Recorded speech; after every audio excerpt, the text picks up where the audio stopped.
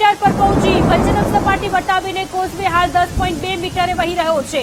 ઉકાઈ ડેમમાં પાણીની આવક થતા જળ સપાટી 336 ફૂટે પાર પહોંચી છે।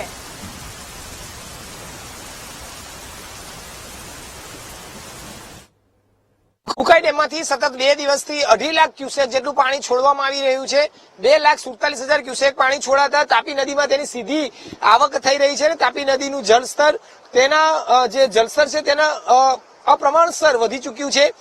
જે રીતે તાપી નદી અત્યારે જોઈ શકાય છે રૌદ્ર સ્વરૂપે આગળ વધ્યું છે અને આ 2.5 લાખ ક્યુસેક પાણી જયારે ઉકાઈમાંથી તાપી નદીમાં છોડવામાં આવ્યું છે તો તેને લઈ જે રાંદેર અને સિંગણપોરને જોડતો જે વિયરકમ કોઝવે જે છે તે છેલ્લા 2 દિવસથી રૌદ્ર સ્વરૂપે ઓવરફ્લો થઈ રહ્યો છે। ખાસ કરીને જો કોઝવેની વાત કરવામાં આવે તો તેની જે ભયજનક સપાટી છે જે ઓવરફ્લો થવાની તે 6 મીટરની છે અને તે હાલ આજે 2 દિવસ બાદ 10.2 મીટરથી ઓવરફ્લો થઈ રહ્યો છે।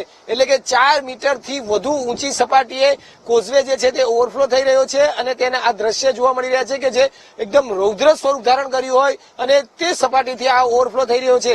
તાપી નદી જે છે તે અત્યારે ગાંડીતુર થઈ છે અને રૌદ્ર સ્વરૂપે તે આગળ જઈ વધી રહી છે અને દરિયામાં આગળ જઈ રહી છે। જો વાત કરવામાં આવે કોઝવેમાંથી જે પાણી પસાર થઈ રહ્યું છે જો તેની વાત કરીએ તો 2,96,438 ક્યુસેક પાણી અત્યારે સતત વહી રહ્યું છે એટલે કે જાવક થઈ રહી છે। તો બીજી તરફ જે ઉકાઈ ડેમની વાત છે તો ઉકાઈ ડેમમાંથી આજે જે ઇન્કમ છે એટલે કે ઇનફ્લો છે તે એક રાહતના સમાચાર માટે કહી શકાય કે તે ઓછો થયો છે। 2,31,478 જેટલો ક્યુસેક જેટલો ઇનફ્લો હાલ છે અને તેની સામે 2,47,000 સતત છોડાઈ રહ્યું છે કારણ કે ઉકાઈની સપાટી જે મેન્ટેન કરવાની છે તેને લઈને આ પ્રકારે અત્યારે મેન્ટેન કરાઈ રહ્યું છે। તો જે રીતે અત્યારે કોઝવે જે ભયજનક સપાટી કરતા રૌદ્ર સ્વરૂપે આગળ ઓવરફ્લો થઈ રહ્યો છે તો લોકો અહીં આવતા હોય છે, સેલ્ફી પડાવતા હોય છે, વિડીયો લેતા હોય છે, તેના ચક્કરમાં ક્યાંક અકસ્માત થવાની શક્યતા હોય છે।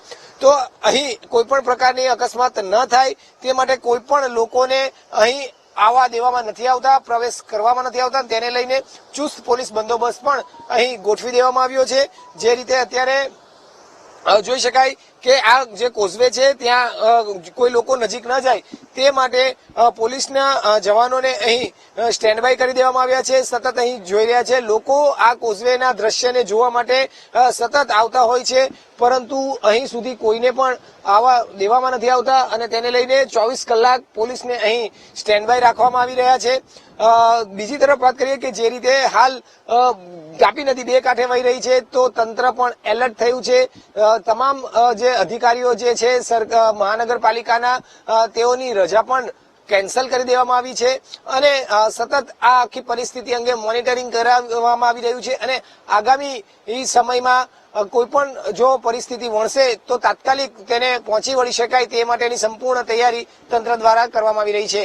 કેમેરામેન સરજુ પારેખ સાથે ધ્રુવ સોમપુરા, વીટીવી ન્યૂઝ, સુરત।